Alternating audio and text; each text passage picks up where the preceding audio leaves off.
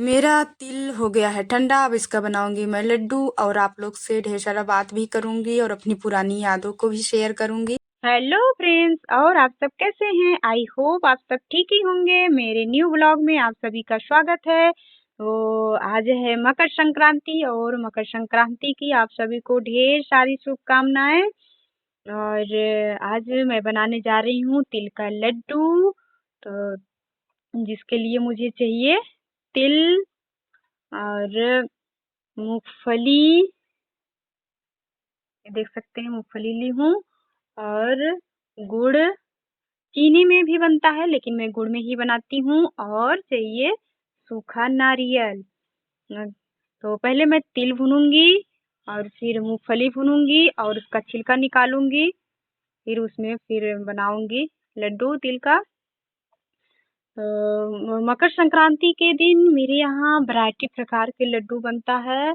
तिल का, मूढ़ी का और चावल के आटे का और बहुत प्रकार का लड्डू बनता है, लेकिन मैं सिर्फ तिल का ही बना रही हूँ क्योंकि उतना नहीं बना पाऊंगी।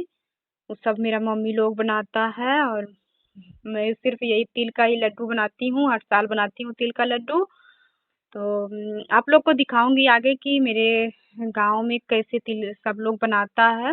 तो पहले मैं चलती हूँ, उसको भून लेती हूँ, फिर उसको आप लोग को दिखाती रहूंगी उसको आगे। तो गैस जला के पहले मैं इसको भून लेती हूँ तिल को। फिर उसके बाद मूंगफली भूनूंगी। तो आप लोग को दिखाती हूँ कि मेरे यहाँ कैसे बनाया जाता है लड्डू। देखिए देखिए यहाँ चावल का लड्डू बन रहा है। और चावल का लड्डू तो कम से कम जिसके यहाँ अगर 4 गो बेटी है तो सबके यहाँ तो लेके जाया जाता है। तो वो 10 किलो 20 किलो ऐसे ही लड्डू चावल का बनाया जाता है। और सब लोग मतलब कि ये खिचड़ी आने के 10 दिन पहले से ही इसका व्यवस्था किया जाता है। देख सकते हैं इतना लड्डू बन गया है और इसमें इतना सीढ़ा बना हुआ है। यही भर के पूरा डेग बना हुआ था लेकिन ख़त्म हो गया बना के सब। तो इतना जो है लड्डू बना है। ये देखिए ये सब चावल का आटे का लड्डू है। बहुत अच्छा लगता है खाने में और हम भी बहुत खाते थे इसको, लेकिन अब यहाँ बना नहीं पाते हैं तो नहीं। लेकिन पहले हम भी बहुत खाते थे, मेरा मम्मी बनाती थी और मेरे मामा के यहाँ से भी आता था।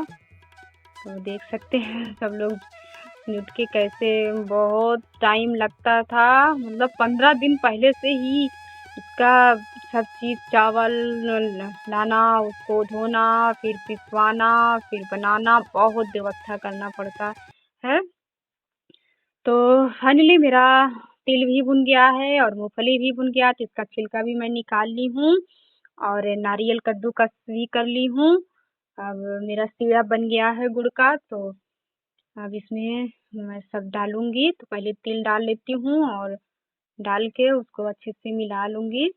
तिल और नारियल और सब चीज़ इकट्ठा उसमें मिला के अच्छे से मिला के पूरा अब इसमें डाल लेती हूँ मूंगफली। खूब अच्छे से मिलाऊंगी ताकि सब जगह पहुँच जाए गुड़। और इसमें अब डाल देती हूँ नारियल। सब डाल के अच्छे से मिला लूंगी और मिलाने के बाद जब ठंडा पूरी तरीके से ठंडा हो जाएगा तभी इसका लड्डू बनाऊंगी। हल्का फुल्का गर्म रहेगा तो चलेगा, लेकिन ज़्यादा गर्म होने से तो हाथ जल जाता है, बनता नहीं है। तो पूरी तरीके से जब ठंडा हो जाएगा तब इसका मैं बनाऊंगी लड्डू। तो अब मैं तो देख सकते हैं मेरा जो तिल मिलाई थी सीढ़ा में वो हो गया है ठंडा और अब इसको मैं बनाऊंगी लड्डू। जिसके लिए मुझे चाहिए थोड़ा सा पानी। इसको लगा लगा के मैं हाथ में लड्डू बनाऊंगी, नहीं तो अच्छे से बनता नहीं है लड्डू। थोड़ा से पानी लगा लेने से अच्छे से लड्डू बन जाता है। और लड्डू बनाते हुए मैं आपको बताना चाहती हूँ कि जब मैं पहले अपने मायके में थी, शादी होने का तो बात अलग ही हो गया, लेकिन पहले जब मैं मायके में थी तो कैसे फुली इंजॉय करती थी। क्योंकि जितना इंजॉय मायके में हो पाता है फिर ससुराल में तो खुद उतना जिम्मेदारी हो जाता है कि उतना इंजॉय नहीं हो पाता।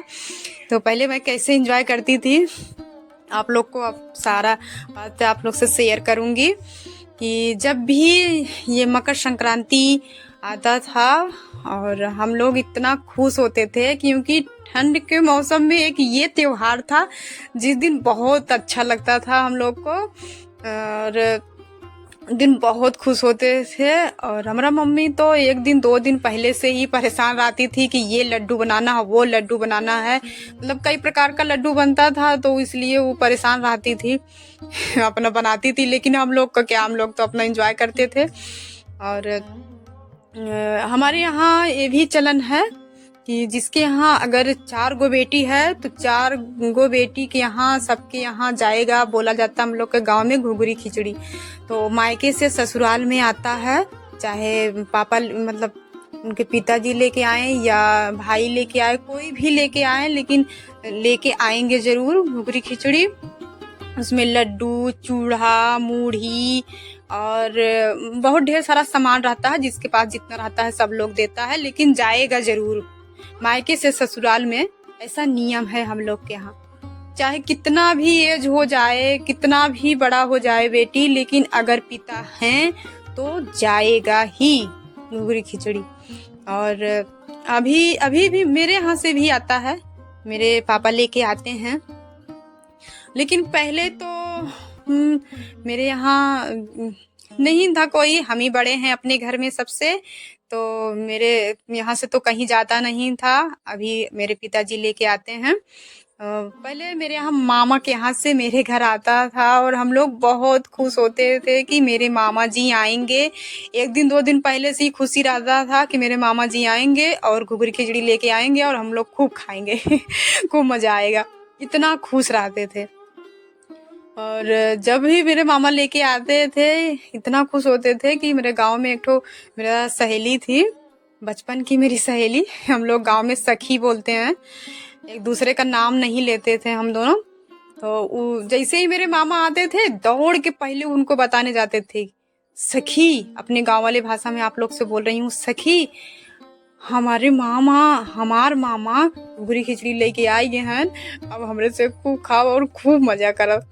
मतलब हमार सखी भी बहुत खुश हो जाती थी और हम भी बहुत खुश हो जाते थे, क्योंकि जब भी मेरे मामा के यहाँ से आता था तो हम अपने सहेली के यहाँ ज़रूर लेके जाते थे, उनको ज़रूर देते थे। और हमारे मामा के यहाँ का लड्डू और सब कुछ बहुत पसंद आता था सबको।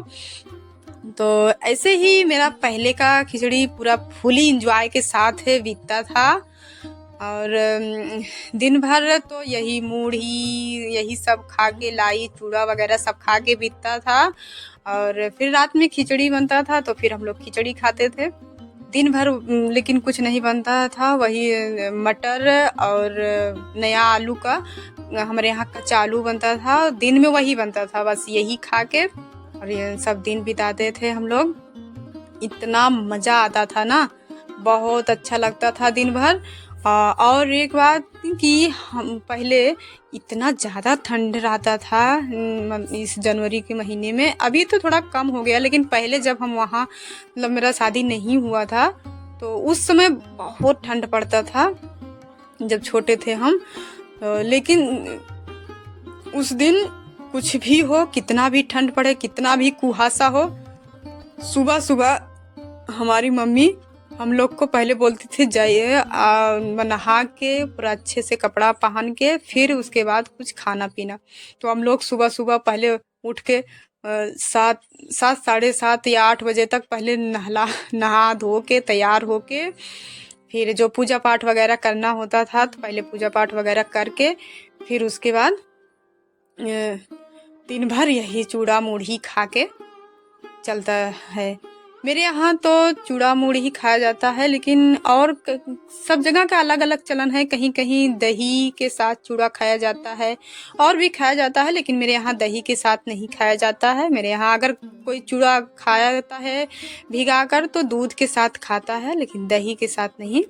तो ऐसे ही मेरा पूरा दिन बीतता था, कितना फुली इंजॉय करते थे हम और बहुत पूरा मज़ा आता था। और पतंग भी उड़ाते थे हम लोग, बहुत मज़ा आता था उसमें।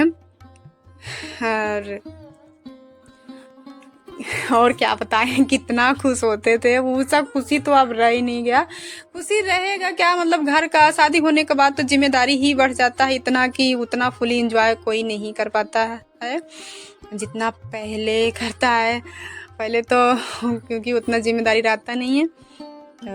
देख सकते हैं मैं आप लोग से बात करते करते इतना लड्डू बना दी हूँ। अब इसी तरह से मैं पूरा लड्डू बनाऊंगी। तो फाइनली मेरा लड्डू बनके हो गया तैयार। जितना देखने में अच्छा है उतना खाने में भी अच्छा है। ऐसे ही दिन बीतता है, कचालू खा के, मूढ़ी खा के और वैरायटी प्रकार का लड्डू खा के दिन ऐसे ही बीत जाता है। यही सब खा के फिर रात में बनता है खिचड़ी और हम लोग फिर वही खिचड़ी खाते हैं।